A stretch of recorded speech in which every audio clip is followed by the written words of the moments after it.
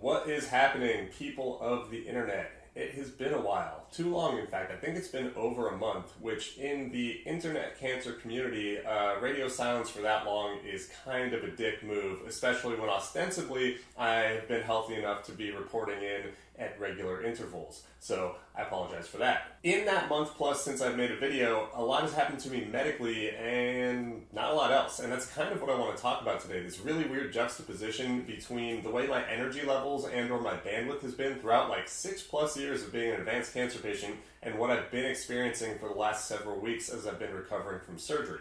I guess that's a good place to start for the medical updates. Last time I recorded a video, I was waiting on the scheduling for a surgery to remove the malignant lymph node in my right groin. I had a Savvy tracker, which is like a metal clip that was implanted into it so that the surgeon could find it, and I was waiting for a consultation and subsequent scheduling.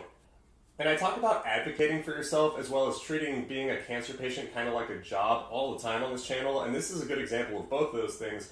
I was perpetually calling UCLA, like the actual campus in Los Angeles. I'm up in San Luis Obispo where I do oncology at a satellite office, but I've been calling the main campus office because this was a specialty surgery. I had one of the best surgeons in the country do this, so thanks to Dr. Crompton for that. But they were trying to get me in as early as possible once the Savvy tracker was implanted, and they were having trouble, so I was on a wait list essentially. And I was actually down in San Diego visiting my parents, and they called me and said, hey, we found a spot for you. It happens to be in 3 days. So I aligned that with my timing of traveling back to San Luis Obispo, went and had the consultation, and then during that meeting, the doctor said, I think it'll be a couple weeks out from now, but maybe as soon as next week. So I drove back from Los Angeles to San Luis Obispo, which is like 4 hours or something like that. And literally, the day I got back, they called and said, hey, can you do surgery in 3 days? Well, the answer to can you turn back around and be there in 3 days for surgery is going to be yes, because like I said, I'm going to treat being a cancer patient like my job. It's not exactly that simple. There are more variables to something where if I'm having surgery on my leg, I needed to have someone else drive. And my girlfriend had just done all the driving to San Diego, and she has a job that she can't just take infinite time away from. I have a business that I'm running that I needed to tell my clients, like, hey, I'm going to be out for a while. And so my best friend, who's actually from LA, we asked his parents if we could stay there, and they were very gracious, so shout out to both my best friend and his parents, and we headed back to UCLA for a surgery. Which, in the scheme of things, pretty minor surgery, and even the hasty logistics of the back and forth are very doable. Driving a few hours and, recruiting my friend and my girlfriend and his parents to help out, which I'm very thankful to all of them again. Pretty minor when you're dealing with, stage 4 cancer. But it just shows how having good support and being an advocate for yourself can help you kind of get ahead on these timelines, which for stage 4 or other advanced cancers, or any cancer really, it can make a big difference. Anyway, the surgery itself. I'm a little nervous heading into it because it's still surgery regardless of how minor, and they are taking a lymph node out, the only one in my body that has cancer. If you haven't been following along, that is where my recurrence happened. It was just a confined spot into the lymph node in my groin. And so we get down there, and I am ready for the surgery. We've gone through the instructions, we've gone through the prep, I'm on the bed, they've hooked me up to the saline IV, they've run that, and all of a sudden the building starts shaking. Like, noticeably shaking. And, several seconds in, it's pretty clear we're in the middle of an earthquake, which for people in downtown LA or Westwood or, whatever that proximity, apparently not that concerning. The doctors and the attendees or the attendants are all going, oh, this is a pretty good one. I'm texting my best friend who's from LA and is kind of used to it too. I'm like, what the fuck is happening?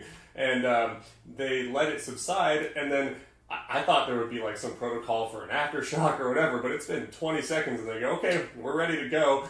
And then they just hit me with the sedation drugs, which was a lot of ketamine. It felt pretty ridiculous, and I woke up several hours later. That was exactly 1 month ago, my surgery, and I've had time to reflect on both the biopsy results from taking the lymph node out and how I'm recovering and how this treatment is going.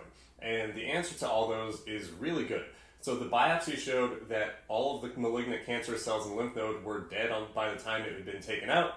And I've been recovering well from surgery. I'm back to running and playing basketball and trying to get back in shape.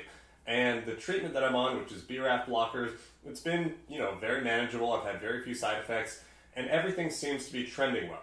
So now I'm going to get to the portion where I described this last month in terms of my behavior and how my life has been and how weird it has been relative to my experience as a cancer patient pretty much every other month of my life. For as long as I can remember, I mean, I'm talking elementary school on, I've always needed to be doing something, planning something, using my brain, using my body. I don't sit still a lot. And, I think this is a good attribute, but I'm not trying to pat myself on the back. It's just the way I am. So coming off of surgery, it took the requisite week plus to lay in bed and make sure this incision was healing. I couldn't really move around.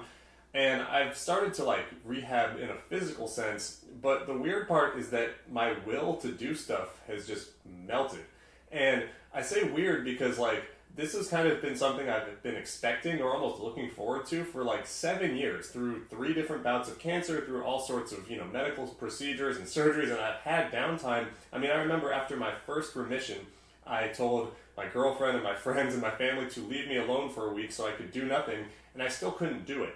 So why now? And because I've had plenty of time to think about it, it's confusing that I still don't know why it's occurring, even though that's okay. It's not like I don't need to know the answer for why my motor has stopped. It's just a confusing contrast between specifically the entire time I've been a cancer patient, in which I have been kind of locked into this hyper fight or flight mode the entire time. And this is something I've described on this vlog over and over. It's this existential tension coupled with anxiety, coupled with the reality of what being an advanced cancer patient is, but my brain has a hard time turning off worrying about finances, worrying about my friends and family, worrying about what the ramifications of cancer treatment are. How long do I have on this earth? How am I going to spend my time doing it? It never seems to end.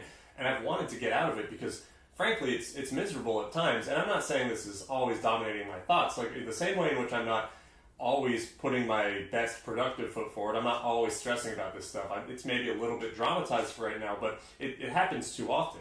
And so for me to find it now has been confusing because I'm early into treatment for another cancer occurrence, which has been historically the trigger for, a spike in these things. And so that leaves me confused contextually, both for the last 2 months or the last 6 years or my entire life, in the sense that this feeling is abnormal, but it might represent maybe a jump in skill in how I deal with cancer stress, or it might represent a turning point in how I view my life, because it's been confusing for 7 years. This is not a normal trajectory for a 30-something-year-old or really anybody of any age, and I think that I've done well holding it together, but at the cost of maybe always running my motor.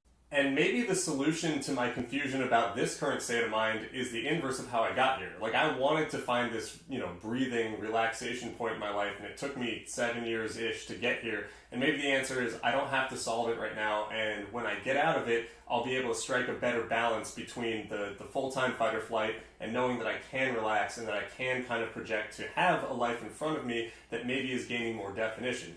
And I winced a little bit as I said that because I've been tricked a few times by cancer. I've gotten horrible diagnosis, great prognosis, recurrence. Horrible diagnosis, great prognosis, recurrence, and this would be the 3rd time in which I now seemingly have a good prognosis again. I think a cure is still on the table. I don't even want to get to that. I haven't even gotten scans that have shown NED yet, but the point is, it seems like it's going well.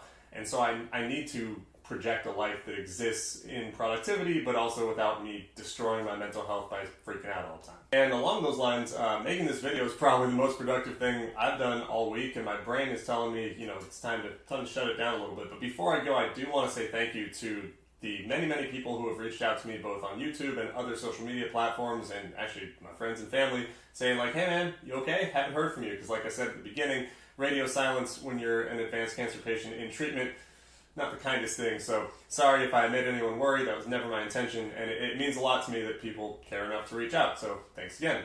I will be doing this more regularly. That is always the plan. I love talking about cancer and how it has affected me, which is a weird sentence to say, but that is the truth. At this point in time, it's built into my identity. I want to help myself, and I want to help other people and their loved ones get through this shit, because it's not fun to do it alone. So the more we can create conversations, the better it's going to be for everyone. So on that note, I will see y'all much sooner than a month from now, and I hope that you are having a great day, week, month, whatever time increment it is. I hope you're not too stressed. I hope you are able to be the version of yourself that you want to be. I'll talk to you soon. Bye.